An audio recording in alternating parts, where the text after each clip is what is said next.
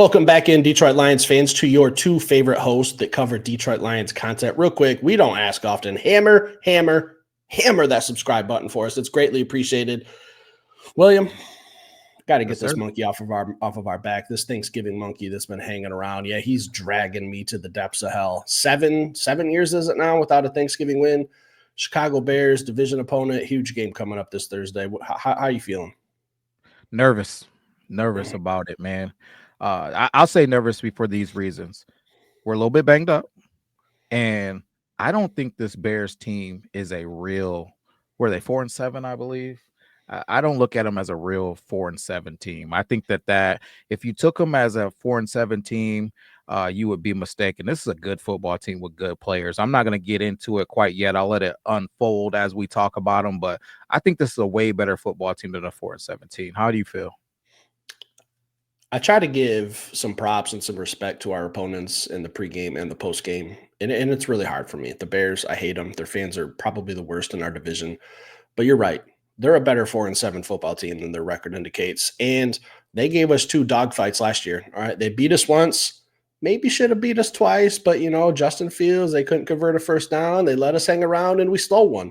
At home, probably one of the better home games I've been to. I remember people leaving early when we were down I can't remember what it was, 11 points with 4 minutes left or something crazy. We were mathematically not looking good. We came back, stole that game. Aiden Hutchinson.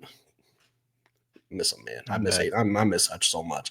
Strip sack at the end of the game, punted the ball in the end zone.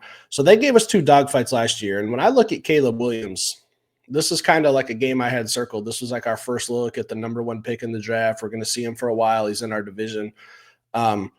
Not many rookies get drafted into a position like he is, man. He's in a good position roster-wise. Getting selected first overall by a team that truly didn't earn the first overall pick because they got it from the Carolina Panthers the year before. They got a good receiving core, and we're going to get into some stuff. I got some questions, with some of our injuries, and we're in our boo-boos we'll talk about here in a little bit. But, I think you're right. This is a much better football team than their record indicates. Yeah, keeping it on Caleb Williams real quick.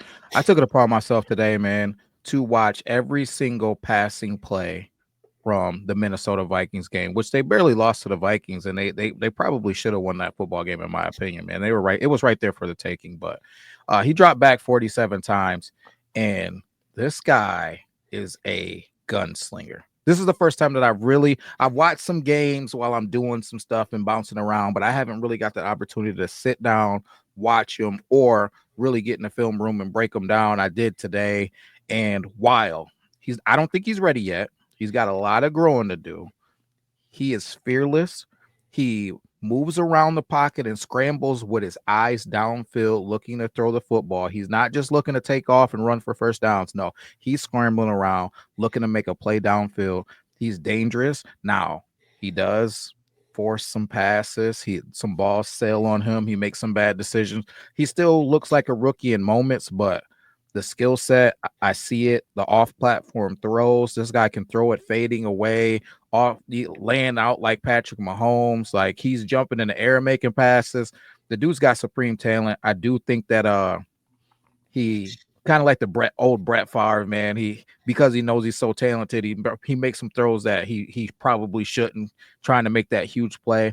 And I just hope that we can capitalize on that, man. But I'm a little bit nervous about the skill set and what I see from him, and I hope he doesn't get hot.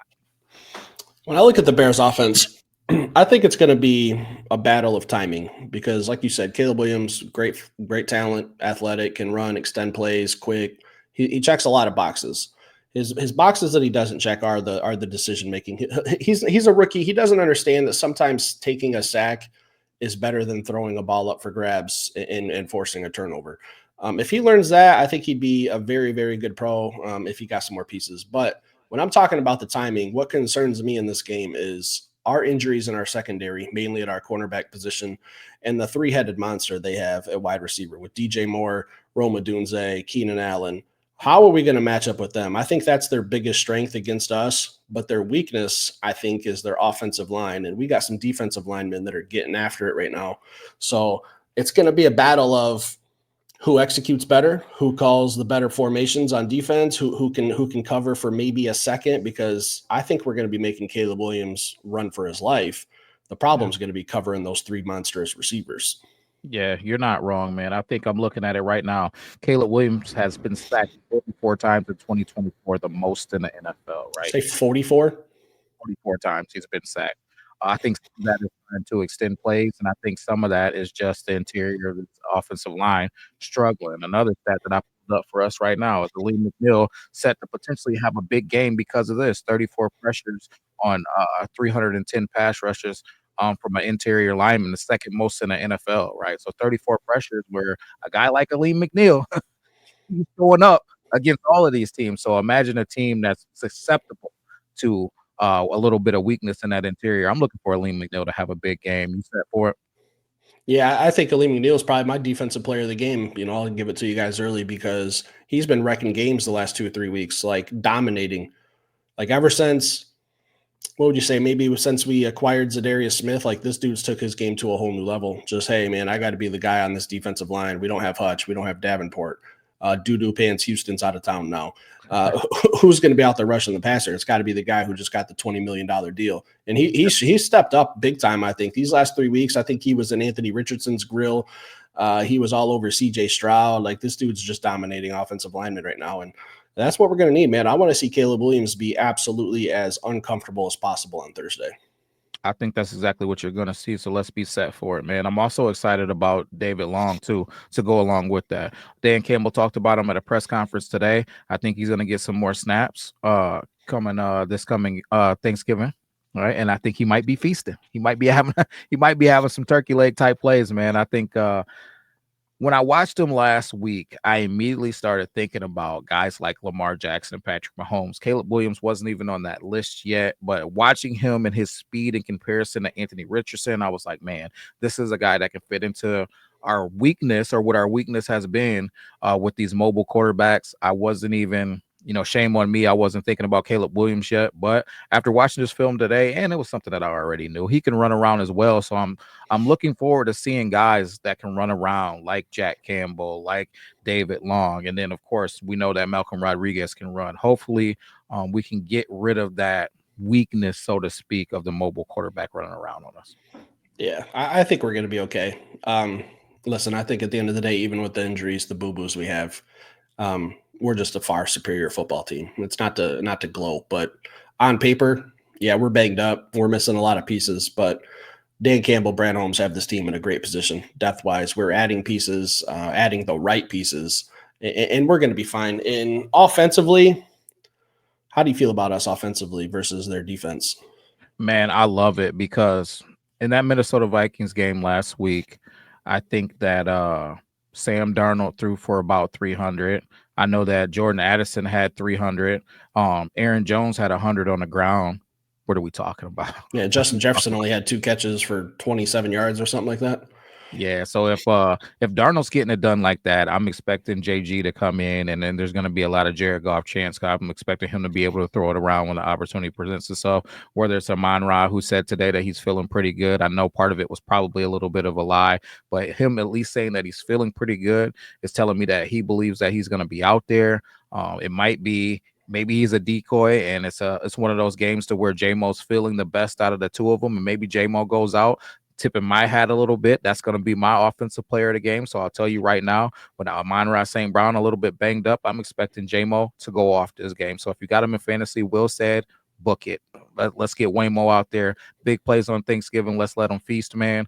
And then they couldn't stop the run against Aaron Jones. So I'm expecting Jahmyr Gibbs and David Montgomery to have a field day as well.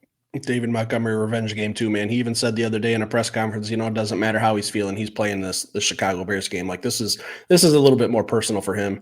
And he's already a monster. You give that dude a little extra motivation, national TV, primetime, holiday, probably got some family in town going against his own team. Like I can't imagine a dude who's more fueled up for this game. So that's my offensive player of the game. I'll say David Montgomery breaks the 100 yards. I think he'll end up with 118, 2 touchdowns, maybe a catch or 2 here and there. But watching TJ Hawkinson have such a good game against this team last week, I want to see Sam Laporta and Jared Goff get on the same page. Yeah. Last week, Jared Goff and Sam Laporta, and they kept pointing out on the broadcast, and it was pretty obvious. they just weren't in tune, weren't in click. Like the passes were a little high, a little low, a little off. And Jared's usually pretty dialed in. Like he's locked in with St. Brown. Like he knows what side of the bed Amon St. Brown sleeps on. I'll Yep. say that if Jared Goff and Sam Laporta can get on the same page this week, I think he could be a contender for player of the game offensively. But I'd like to see Sam have a big game. He hasn't had a monster game yet. Everyone keeps saying like sophomore slump, stuff like that. I don't buy into that. I think Sam's still having a good season. It's just not the rookie season he had last year. But I do think he's a matchup nightmare for this Bears team. He is, man. I just think he's banged up. It's you can see it if you really watch him, man. He's banged up. He's got just, I think ankle was an issue at one point, but I think he came into the season a little bit banged up, carrying it over from last season. He hasn't got an opportunity to get 100%. And I know that's something that's said in the NFL. You're never 100%, but he had that injury at the end of last season. I just wonder, man, is he just fighting through some stuff as the season progresses? And when we watch Inside the Den after this Super Bowl run, we're probably going to hear no different than we heard about Amon-Ra when he tore his oblique off the bone, and we hear about it after the fact. There's going to be something that Sam Laporta has been fighting all season, and he's just being a tough, gritty player doing what he has to do. So I think that that timing was attributed to he's not getting a lot of snaps at practice. He's not the same dude as he was last year, and it's just showing in those moments. He's not who he typically is by just a hair, just a split second. But the great thing is this thing doesn't need to be perfect until the playoff run.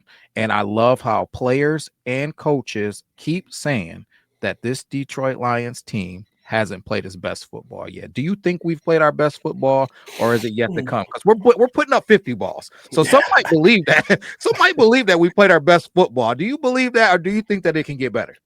When you're going on the road and beating good teams by multiple scores and not letting anyone hang around, not letting any bad calls affect game decisions, and you're just literally blowing people out, it's hard for me to say that they're not playing their best ball right now. But if that's not the case, are we talking about like the Detroit Lions potentially being like a 21-point spread eventually at some point, maybe this season? Because like what I mean, we've already been a 14.5-point favorite and we waxed the Jacksonville Jaguars by like 46 points. Like, are we talking about maybe potentially beating a team by 50? Like, is that what we're talking? Because that's the only way I see us getting better. Like, we're taking care of business. We're beating teams we should beat up on, and we're beating teams that are supposed to be giving us good games. Like the Minnesota Vikings came down to the last possession of the game. Like that was still a good team. We were without Aiden Hutchinson, didn't really know where we were sitting at that point. So we beat good teams on the road. If we're not playing our best ball, William, who stops us? Ourselves. I mean, it's only ourselves, right? Yeah, and I think that's exactly what it is. It's ourselves, and it's the chaos of the season, whether it's people getting injured, whether it's new players coming in.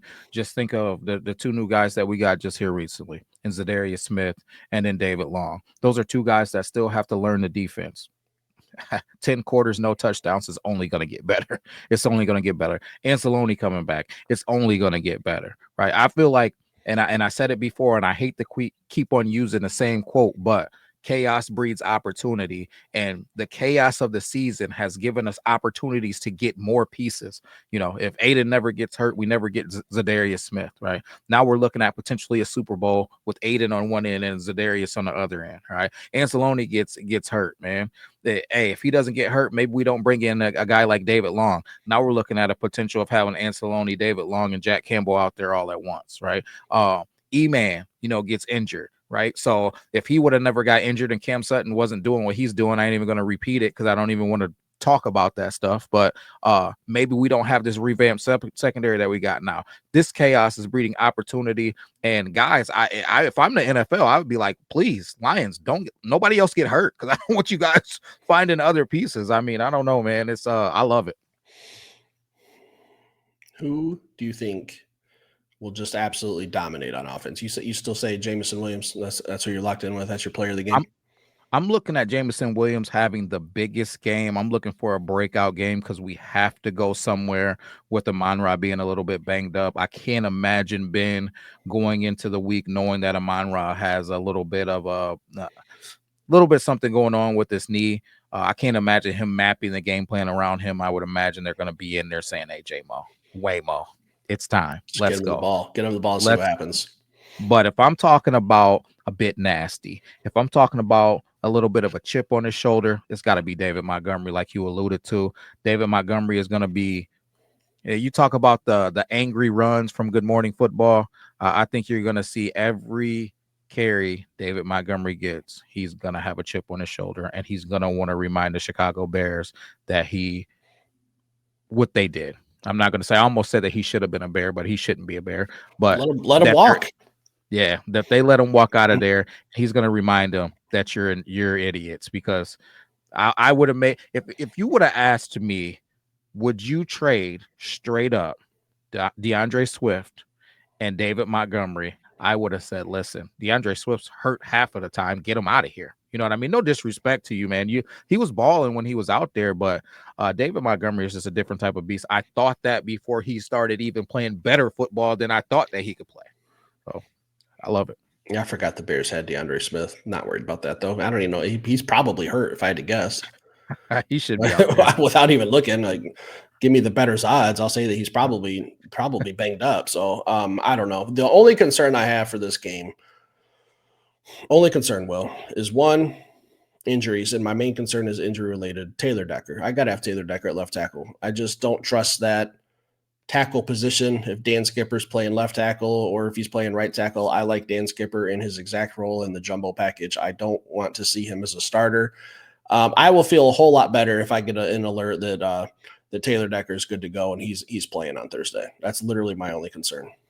Hey man, I would prepare myself not to get that alert, because there was 3 guys that Dan Campbell said are going to have a very hard time being out there, and he was one of them.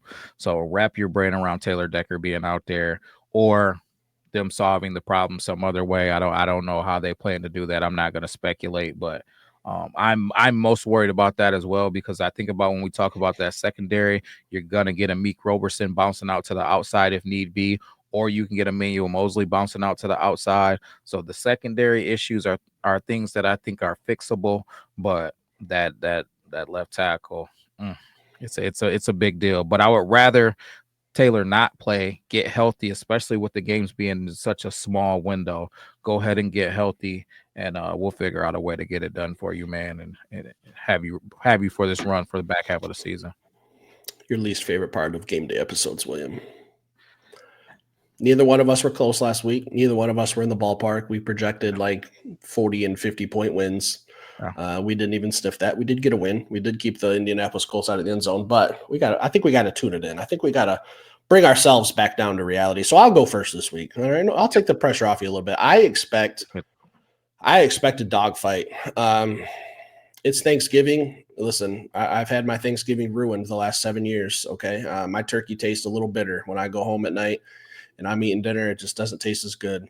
I don't care how ugly this game is or what has to happen as long as we win. But I do think that the Chicago Bears are a better team than a lot of people give them credit for. I think they're a good offense. I think they play very good defense. I think they got a young quarterback who's looking to make his name on a national stage. Everyone's going to be watching. We got to find a way to win this one. I'll say that the Lions squeak it out 24-21. 24-21 Lions. I don't think it's going to be a blowout. I think we'll have a 3-point lead. The Bears will have the ball, and I project we get a big stop on 4th down to seal the game and put them out to pasture. Put these Bears down. I like it. I'm still a little bit higher with my numbers though, man, because you said 24 points. I gotta get us 21.